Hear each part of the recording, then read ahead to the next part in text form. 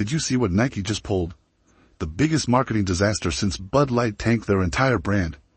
And it's all because they chose to disrespect Caitlin Clark, the hottest name in basketball, like she was some bench player. You can't make this up. When we have her on our roster, even if it's not her commercial per se, let's at least throw her some credit and toss her a bone, shall we? Nike chooses not to even do that. It started like a dream. Clark, front and center in their flashy Super Bowl commercial, looking every bit like the future of women's basketball, and Nike's next superstar. Fans were hyped. Social media was buzzing. Travis Kelce was shouting her out. Even casual sports fans were tuning in, realizing Caitlin Clark is that girl. She wasn't just being introduced as Nike's next face, she was being crowned. But just when it seemed like Nike finally understood her value, they did something so baffling, it felt like a deleted scene from Dumb and Dumber. The very next day, Nike dropped a follow-up ad. And guess what? Clark was gone. Wiped from existence like she had violated some top-secret company policy. Every other athlete from that Super Bowl spot, highlighted, praised, named one by one like they were receiving medals. But Clark, silent.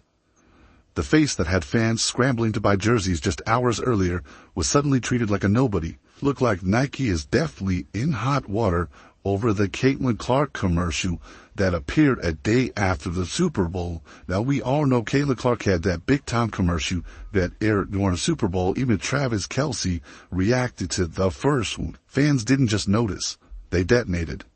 Twitter, Instagram, TikTok, it all blew up. Why is Caitlin Clark missing? Where's Caitlin's name? Nike, are you serious right now? The comment sections were like a live roast session. One fan posted, "You make an ad and hype her up, then delete her like we imagined it. She's literally the reason we care." Another went in harder. "Nike, you clowns are fumbling the future. Bud Light, Part 2. So Caitlin Clark had her Nike commercial, and she didn't have her Nike commercial. She had one Nike commercial, and then the other one, they went out of her way not to talk about her. They went out of their way to not talk about Caitlin Clark. This wasn't just a marketing misstep. This was a slap in the face to every basketball fan who's watched Clark revolutionize the game. This is the same player selling out arenas before she's even played a WNBA minute. The player whose jersey sales broke records the second it dropped.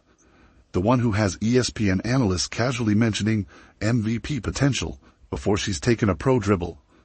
Nike had gold in their hands, and they threw it away like a busted sneaker. And while Nike was erasing Clark, other brands were racing to align with her. Gatorade, Wilson, State Farm, even Panini trading cards, they saw the future. They saw Caitlin Clark. Nike, they were busy fumbling the bag. But here's the best part.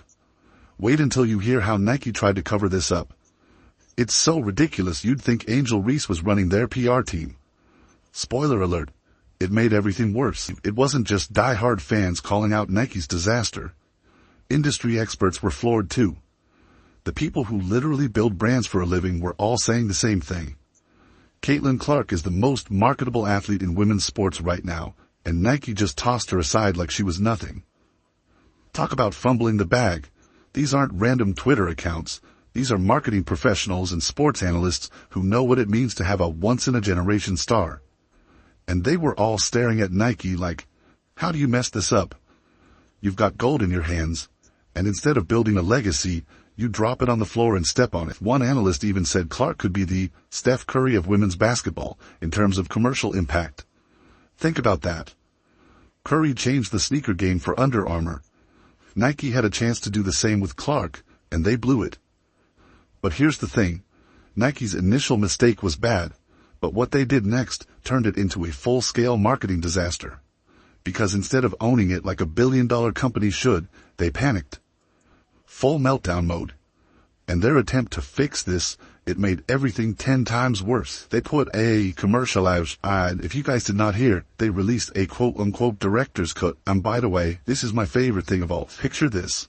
Someone at Nike must have thought they could slap a quick Band-Aid on the wound, so they took the original Super Bowl ad and tried to retroactively cram Caitlin Clark's name in. But it wasn't a slick edit. It was a butcher job. They threw a voiceover into the ad, hastily forcing in a line about Clark like it was some last-minute homework assignment. And the result? Pure comedy. The voice didn't match the speaker's lips at all. It was like watching one of those old-school kung fu movies where the mouth is still moving 5 seconds after the words stop. Fans were watching, jaws dropped, asking, did Nike just dub over their own commercial like a bad TikTok skit? The line, Rookie of the Year, Caitlin Clark. I know you want a T. Okay, Nike.com.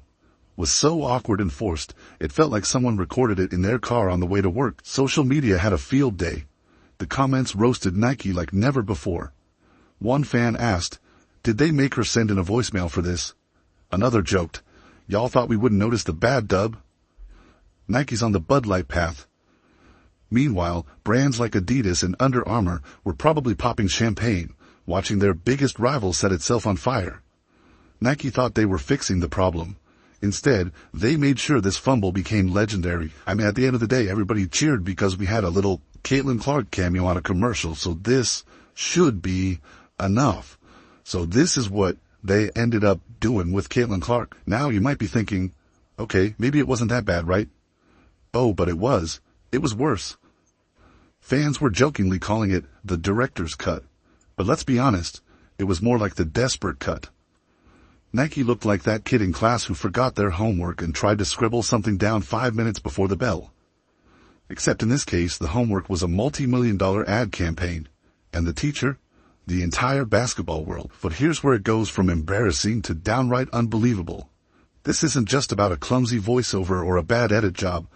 This is about a global powerhouse like Nike, known for setting the standard in sports marketing, fumbling their crisis management so badly it's almost impressive. They had a golden opportunity to own up to their mistake, put their hands up and say, hey, we blew it. We're sorry. Caitlin Clark deserves better. Instead, they chose the corporate version of my dog ate my homework. It's Crisis PR 101, admit fault, show accountability, and move forward. But Nike skipped that class. They tried to patch over the damage with that awful voice dub, hoping fans wouldn't notice. Spoiler alert, they noticed. And the experts noticed too. Marketing professionals weren't kind. They shredded Nike's response.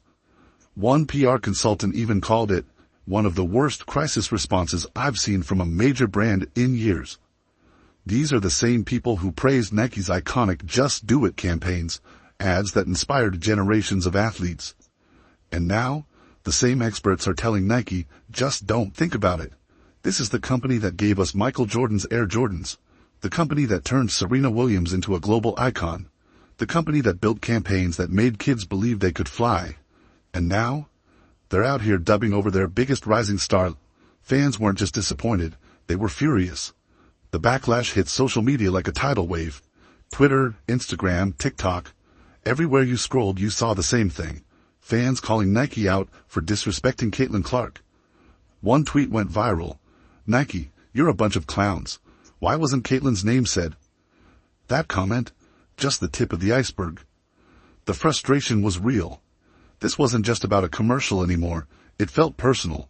Like Nike had taken the player fans were rallying behind and treated her like an afterthought. And now, the million-dollar question. What's next for Caitlin Clark and Nike? Will Clark stick around with a company that valued her about as much as a clearance rack t-shirt? Or will she realize it's time to lace up with a brand that actually knows how to spell her name, without needing a last-minute voiceover? Because one thing is clear. Nike didn't just fumble this, they burned the whole playbook. And everyone's watching what Clark does next. It wasn't just everyday fans getting heated.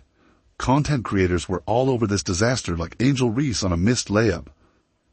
YouTubers, TikTokers, and sports commentators pounced, dissecting every second of Nike's blunder like it was game tape. One YouTuber didn't hold back, saying, Nike will never beat these accusations, and even suggested Caitlin Clark should dump the brand entirely. Imagine that. The same company that was supposed to be elevating Clark was now being told to cut her loose. At the end of the day, Nike is Nike, folks. Nike is Nike all, but they put a poster in Angel Reese territory. Angel Reese isn't a Nike athlete. This would mean a little bit something if there was a Nike athlete running down on a Nike athlete in her own territory. Then we got some. This is Nike claiming real estate that they've already claimed. Think about how wild that is. Nike, the company that built its legacy by attaching itself to greatness, was now being seen as the brand holding back the future face of women's basketball. And this wasn't just angry tweets. This was real talk from people who shaped public opinion. The narrative was shifting fast. Yeah, it is. It's just so funny. Nike's just fumbling of Caitlin Clark. This wouldn't, by the way, I wouldn't have that much of it. I wouldn't be complaining that much about this if it wasn't for the fact that Nike are out there basically saying that one of the big reasons why they're failing is because of a lack of their signature line. And when the experts chimed in, it only got worse. Veteran sports analysts, the ones who've seen every marketing play in the book, were straight up baffled. One of them shook his head on air and said, Nike just can't get out of their own way. You know it's bad when the people who usually praise your brand like it's gospel are comparing your decisions to a star player bricking wide-open layups. The pressure was building like a fourth-quarter comeback. Every refresh of Twitter, Instagram, and TikTok brought a fresh wave of outrage. Nike, once the epitome of cool, the brand that made Michael Jordan a global icon, was suddenly looking more clueless than Angel Reese from three-point range. Fans were roasting them. Analysts were dragging them. It felt like the whole internet had turned into one giant, "What is Nike doing?" thread. Because of a lack of their signature line, they are failing. LeBron's aren't telling as much. All of these, signature lines are not telling us enough. And you've got one signature line that you know for a fact is going to sell a absolute shitload, and you don't have it. But here's where it gets crazy. This wasn't just trending for a day and dying down. It was escalating fast. The volume of negative feedback was so overwhelming, you could practically hear Nike's marketing department sweating through your screen. You could feel the panic, the desperate, "How do we fix this?" energy radiating from Beaverton HQ. People imagined the scene. Nike's team huddled around a mic, scrambling "Quick, someone say Caitlin Clark's name. We'll fix it in post." This wasn't just a marketing misstep anymore. It became a symbol of something bigger. Disrespect toward the athlete fans were rallying around. And now the real question was hanging over everything. What does Caitlin Clark do next? Does she stick with a brand that treated her like an afterthought, or does she lace up with a company that actually gets it? Because the experts are already predicting this could have lasting damage to Nike's reputation in women's sports marketing. And let's be honest, every other brand is watching this unfold with their checkbooks wide open. Adidas, Under Armour, Puma, they're all circling, ready to offer Clark the respect and recognition Nike failed to deliver. If Clark walks away, it'll send shockwaves through the entire industry, because this is no longer just about a botched ad. It's about respect. It's about recognizing the future of women's basketball. And right now, Nike looks like they're still stuck in the past. Do you agree? Let us know in the comments.